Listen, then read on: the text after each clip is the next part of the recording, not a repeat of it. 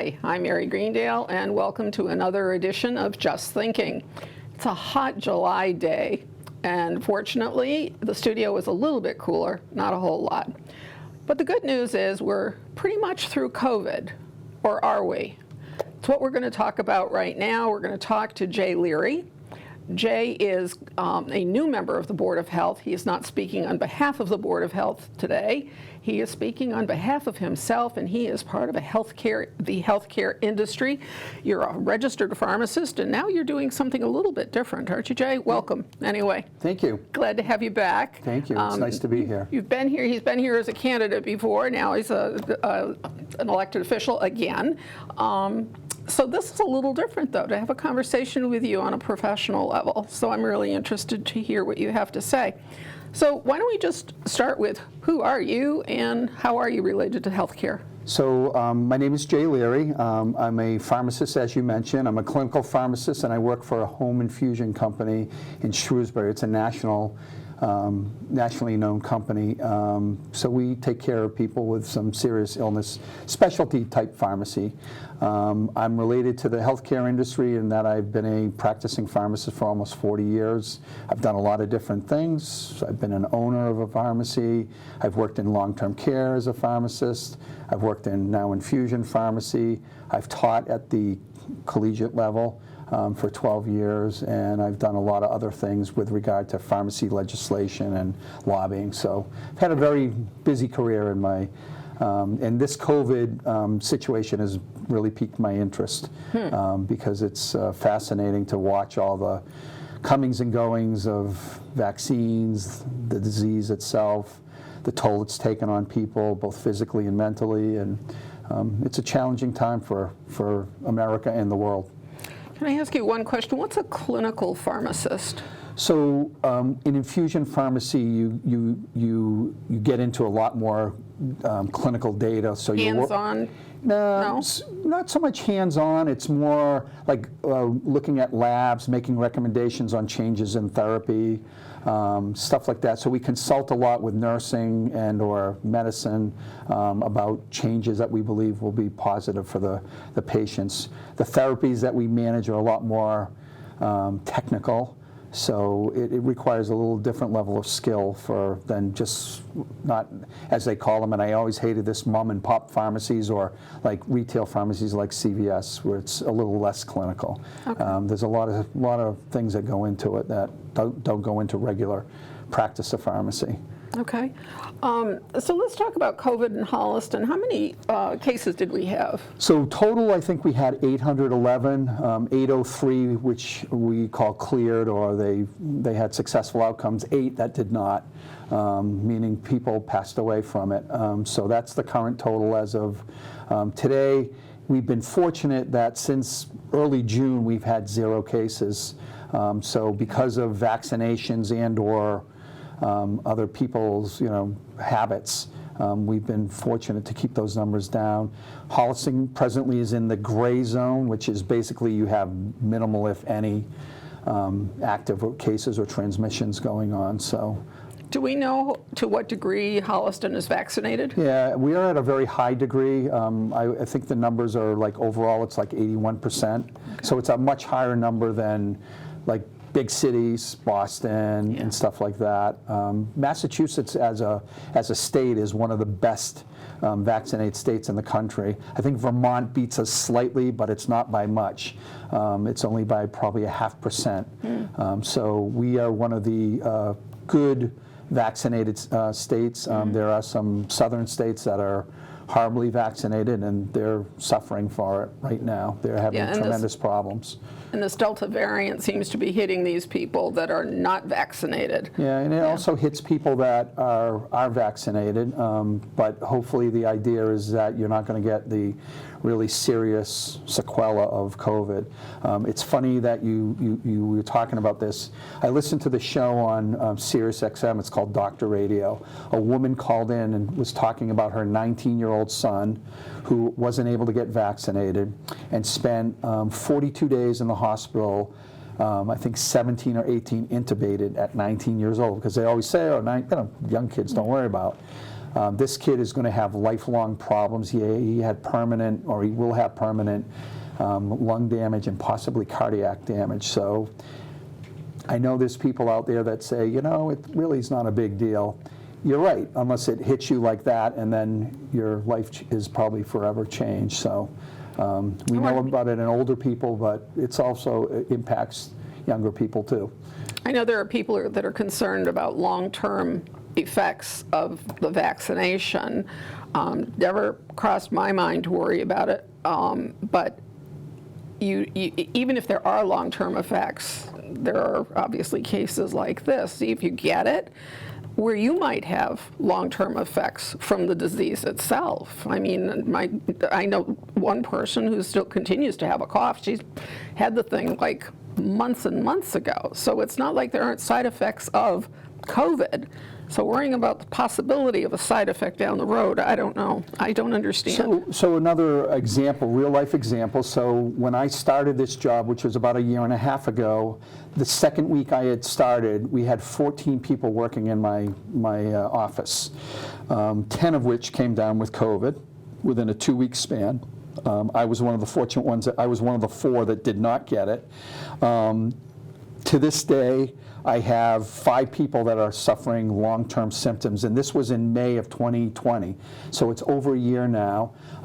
2 have neurological issues, and 3 have respiratory issues that are not going away and creating work challenges sometimes for them to, and these are healthcare professional people. These are, you know, vaccines weren't available to them, so that you can't look at that. But yeah, this is serious. And these aren't people that are 70 years old and suffering from. No, I'm the oldest one there, and these people are in their 40s. Yeah. Most of them. Yeah, I think it's too tricky. I know somebody asked me how did I feel when the polio vaccine was discovered, because I was 12 years old at the time, and I can remember we didn't go swimming. You know, there was no way in God's green earth you were going anywhere near water, because that was, they felt the worst transmission. Yeah. So, but I can remember I didn't hesitate for half of a heartbeat when that thing came out. I just felt, you know, like I got through scot-free kind of thing, you know.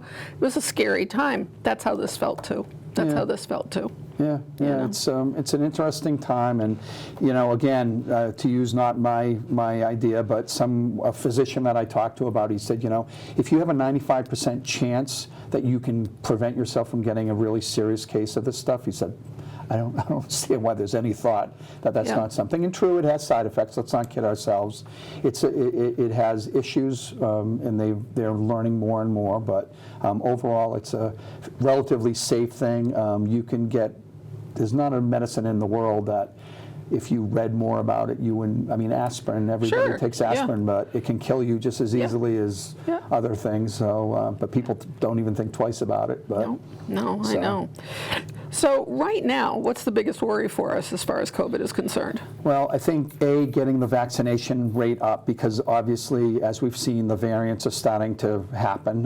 We're up to Delta, but they're now talking about a Lambda variant that is now also becoming there. So obviously getting vaccinations, I think in the United States we're around 40, mid-40s, which compared to other parts of the world, we're rock stars, but it's still it's not a big enough percentage to really help out with the immunity. And then obviously the variants, because as things change, who knows? Why these things happen is because the disease is allowed to spread. The more chances it has to mutate, you don't know what you're going to get on the backside. So let's explore that for a little bit. So the fact that you have not put up, my description is you're trying to put up a wall to stop this thing. And in fact, if you don't have all of the bricks in place, there are places for this little deviant, as much as a variant, to get through. What is the, to do the whole wall, you're not going to get 100%. What do they consider the balancing point? I mean, I think what's been discussed in medicine is about a 70% rate, and that can happen 2 ways. That can happen with people that have had the infection and now have natural immunity, and/or people that have had, vaccinated or immunity from the vaccine, and/or there's a lot of people that had COVID already, and they had possibly that immunity, and then they're getting, the vaccine, which is really bumping up their immunity. So that's what you really need is to get to that number. I would say we're probably 6 months to a year away from that, and that would be assuming that we get over this hesitancy piece. But unfortunately, there's still a huge number of people that are hesitant for any number of reasons to get vaccinated. My 22-year-old said to me, Dad, those shows that they say, hey, have you ever been exposed to this? Call this law firm. He believes that's going to be, he's going to be the beneficiary of that someday. And I said, well, see what happens. But I don't think so. But, we'll see what happens. Maybe so. Well, I just don't know what the alternative was. For some people, there is this idea that this was not a big deal to begin with. Right. And I think that's the part that's probably the most troubling to me. It is because, again, you look at people, if you look at this in scale of, compared to other things. So in a bad flu year, a really, really bad flu year in the United States, we might have 40,000 deaths, okay, which is a huge number of deaths. Don't get me wrong. In this country already, we are over 600 and heading towards 700,000 deaths in that same, and mind you, it's a little over, like a year and a half now. Right. So let's even say it's 500,000. If you compare that to 40,000, you see that it's 12 times at least as bad as that. Some of the people that will say to me, what about this? There's a huge underreporting of COVID cases. Now, you said there's underreporting. I hear the other side of that. Well, do you get people tell you there's overreporting? And I'm sure there's a little bit of both, but I think a good example. I think I know people that had COVID, I believe had COVID before they started even doing testing, that had very bizarre effects from it. Some even passed away from it. But it wasn't even thought of as COVID because they weren't testing. They didn't really have any idea about it at the time. So I think from probably December of 2019 till about March, they weren't really thinking about it, and there were a lot of people getting sick right then. There's probably people that they attribute it to, but I think in the end, the numbers are a good indicator that it's a significant issue.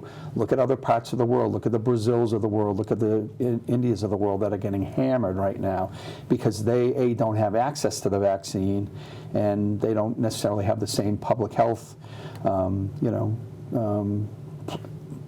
things in place to deal with it. And they're like Brazil and India are catching up to the United States really, really rapidly.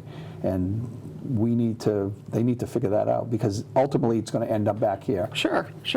The thing that I wonder if everybody really understood was that as much as the disease was a worry, it was also the impact on the system itself, and whether or not there would be nurses and doctors in place to even be able to take you in a hospital. And I think that Baker was very astute to that, having worked in the healthcare industry. I think he had the industry had his ear, and he had people he believed and trusted from his own experience.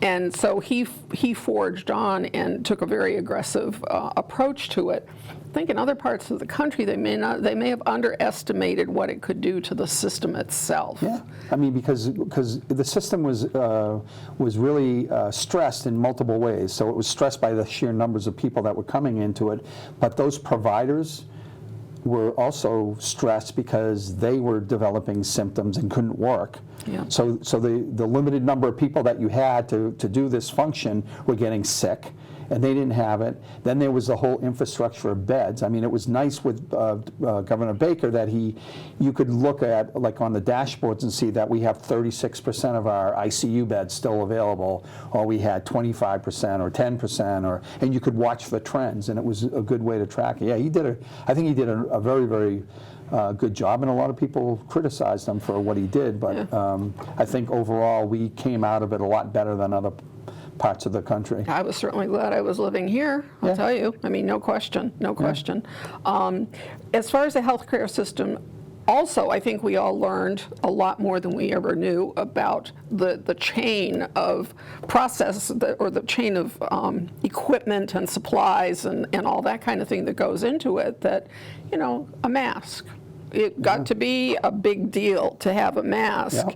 And I love some of the stories about Massachusetts companies that did very different things, that converted themselves to making some of the personal equipment that the healthcare providers needed. Yeah, we had a guy at work actually with one of those, printers, the 3D printers. Yeah. Him and his brother designed a mask that if I brought it in, you'd say, wow, that's a mask. And it was an impressive looking thing. It had filters on it and stuff like that. And, I think he was hoping that maybe he could have done something, but he didn't. But it was impressive that they did that. But I know, so at my pharmacy, and we deal in PPE because that's what we do, we had strict rules about what we could and couldn't do and when we could, use PPE, because we were very concerned that we weren't going to have enough to do our jobs. And that wasn't so much for like the sites like mine that inside, but for our nursing staff that went out to patients' homes and stuff, that they were, and this is a company that would buy truckloads of PPE at a time. And then it kind of moderated a little bit, and now masks are crazily available again. But and I'm not throwing mine away. Yeah, I wouldn't, because I think it could be come late fall, wintertime. I think we'll possibly being back at that level of probably needing to mask again. Well, I'm older and would be. It was very good last year. I didn't get any kind of sniffles or colds or flu or anything, and I do get my shots and all that stuff, but sometimes you still get something. Yeah. So as far as I'm concerned, the price of wearing a little mask didn't really bother me that much. I mean, even look back at history. So they always tell you about history. If you don't pay attention to it, it's going to come back and repeat itself. So they talk about the 1918 pandemic, which, again, there was a subset of the country that said, we're going to take this seriously, and there was a subset of the country that's, come on. And the subset that took it seriously had much lower death rates, because then we didn't have all the antibiotics and all the other monoclonal antibodies and everything else that we had today. So if you got sick, there was a very high likelihood you were not going to do well with it. Right. They talk about a parade that happened in Philadelphia in 1918 where everybody kind of said, we don't need masks.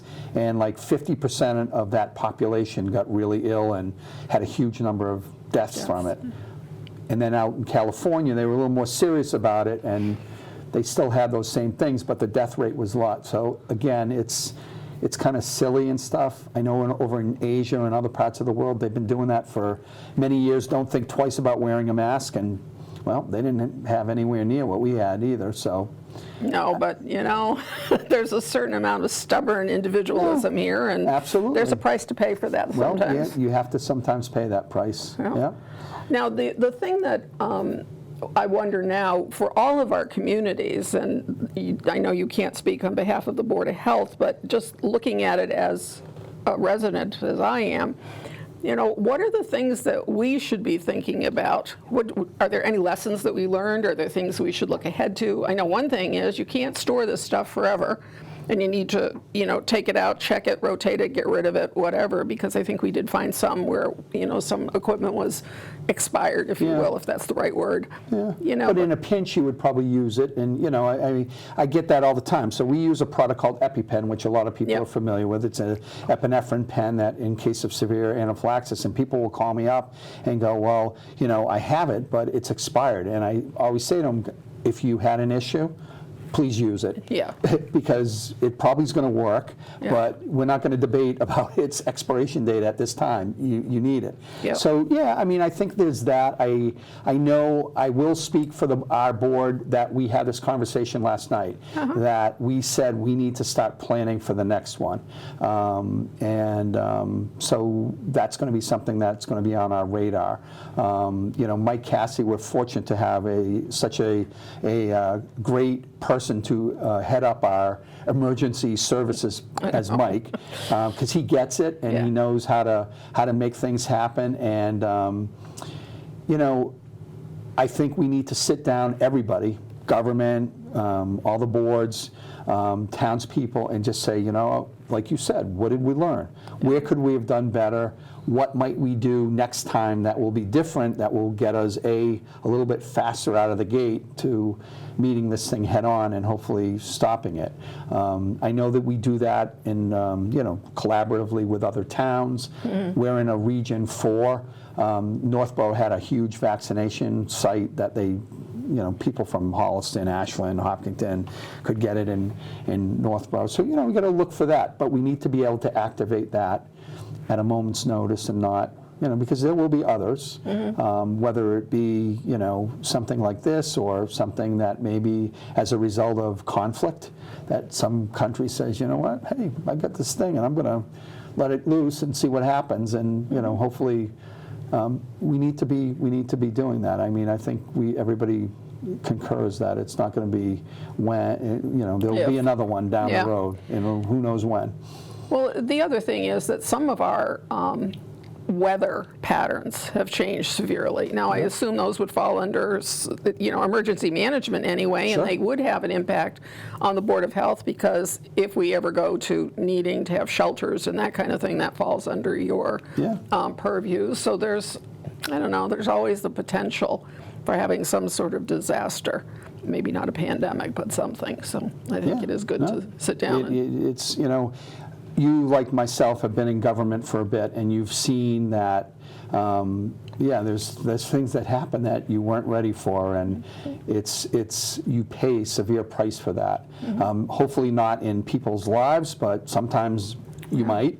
But also just infrastructure issues, all kinds of stuff that you're not ready for, and usually you spend way more resources on trying to dig yourself out of it than if you would just spend some of dealt with it up front. Right, up front, and had it in your back pocket you could pull out. So, yeah. Is there any one thing that you can immediately think of that we should change? As far as our preparations for the pandemic or any other future crisis? Well, like I said, I think coordinating amongst on the local level, just all the resources. And again, my kudos to Mike Cassidy and the select board and stuff, that they were kind of really proactive about dealing with stuff, but getting those plans in place up front, which means every part of government. So it's, how does town hall get managed? How do we deal with the public? How do the Board of Health issues get solved? How do emergency services get handled? Because that was another piece that people didn't realize. So all those first responders that everybody praised, and deservedly so, but those people were coming down with disease and getting taken out of the equation. So you had challenges, staffing challenges there too, and how are we going to kind of look at that? Obviously senior populations that maybe don't have the ability to get outside and do stuff. I mean, I'm fortunate. My parents are still around, but I was able to do a lot of the stuff for them, so they didn't have to go. But what about people that don't have that? How do we address that? Obviously, I think the mental health piece is going to be huge. We don't have enough mental health capacity right now. And I can tell you, I see it in the people I serve right now. They have some really, really significant challenges. And I think overall in the country and globally, there's a lot of mental health things that are going to come out a couple of years down the road or sooner, and we're going to say, oh, where did that come from? But it was probably a result of this being isolated pandemic that people went through. There's a lot of talk about that with the federal funds, the ARPA funds that are coming through. There's a lot of talk locally right here in Holliston about how you address the issues that you're going to run into the schools, and they'll probably see a lot of it first. And then, the police department and so forth for other services, and youth and family services. I know they've been buried. They don't have enough therapists to be able to take care of the population that we have. So, and we're in a community that, for the most part, has access to resources. And if we don't, we can access resources. We figure out. Right. So think of that on a more global scale, and those communities that don't have that. So it's a huge issue. I will say that one of the things that being on the Board of Assessors has taught me is that there are far more people who are isolated in their homes, not just seniors, but people who for medical reasons are isolated in their homes and living very, very, not on the edge, over the edge, right. Okay, who need care and attention. And I just hope and pray, I know that the assessors talk to the senior center and so forth, that they, that we try to keep everything going, but I hope that there is a provision somewhere in there that identifies each of those addresses and each of those people, because their needs are all the way off the charts. Yeah. They really are. Yeah, no, it's a huge, huge problem. Yeah, and they're not likely to ask for it. Nope. So it's really. And I think a lot of people now have gotten used to like being inside. I mean, even like, I look at my own family and things that we used to do that now people say, I don't know if I want to do that anymore. But it was a social thing that you always did and you didn't think twice about it. But because of this, you're thinking in a little different light. And then, yeah, you said people that maybe that was never something they were doing, but now they've been even more isolated, and that pathway usually takes you down a hole that you don't want to go down because it's tough to get out of sometimes. Yeah. Well, there are people, and I number myself among them, who believe that we have, as a nation, not gotten over the PTSD from 9/11. Yeah. And I think you can just layer this on top of it and start to look at all of how we're going to deal with all of it. Yeah. Yeah. Major stuff. Anything else you want to add to this subject? No, I encourage people. I hope people will get vaccinated, and I hope they will look for vaccine information from reliable sources, because there's a lot of stuff out there that I constantly look at and I go, I don't know where these people come up with stuff. My favorite one was the doctor who testified at an Ohio committee hearing in the legislature about the fact that vaccines make you magnetized. I don't know if you've heard that one. I haven't. Well, so she was very convinced of that, and she was, I'm a doctor, and because she was a doctor, then, well, of course what I say had to be true. And she brought people with her to demonstrate that they were actually magnetized from the vaccine. And well, the first person, they put it kind of on their chest, and it was just, I don't know if the person was sweaty or not, but it actually kind of stuck there, and I said, see? And then other people started putting it on their necks and their faces, and it kept on falling off, and everybody's looking at them, and I'm telling you, it's really magnetized. So there's a lot of misinformation out there. I think you have to, I know people have an inherent distrust of government, but I think for the most part, the people there are probably most knowledgeable about things, and they're actually scientifically trying to study these things. We don't have all the answers. We're not always right, but for the most part, these vaccines are very safe, and they will help you. Like you said, with the polio and stuff like that. You have a 95% chance with the two Moderna and Pfizer vaccines of probably preventing some very serious problems. It can happen to anybody, young, old. It's something that I think people should really consider down the road. And if they're waiting to see that, people like you and I that maybe were early adopters, that we're, going to be here a year or two from now, and we didn't, turn colors and grow horns or anything. I think you'll find out that it was a good move. I had somebody ask me, how did I feel? Mind you, I had chickenpox as a kid. Yeah. Chickenpox, measles, mumps. I had everything. You had it all. I had it all, Yeah. Okay? Nowadays, no kid gets those things. No, they don't. Because we have vaccines. Yeah. They don't think about it. My kids, we even exposed our kids to chickenpox. Chickenpox. Okay? By God, you better get the kid hey, listen, they've got it down the hall or down the street. Why don't we have a party? Yeah. We get the kids exposed, get it over with. Out of my 5 kids, only one of them wasn't there. He's the the vaccine kid, and yeah, he hasn't got it, but he's got to get a shot every 5 to 10 years to make sure he keeps it up, and hopefully he won't get it as an adult because it's a lot worse. But I mean, We are the shingles generation. I know I have to get my second shot like in a week. Yeah. I got my shot and I got shingles, but I Yeah, didn't you get a can very still get bad it. case. Yeah, and was it the newer shingles or was the older shingles vaccine? Was it Zostavax? Or Yes, was, okay, actually so it was. that they found out had about a 60% efficacy rate, so you had a 40% chance of getting And I got it.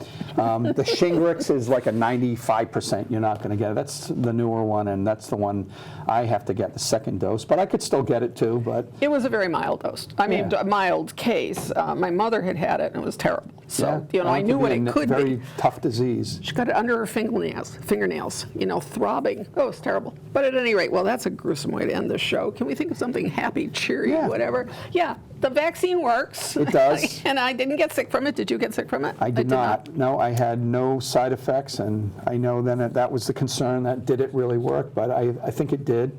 I was fortunate, and most people don't. I think it's like 70% don't get effects and 30% do, so.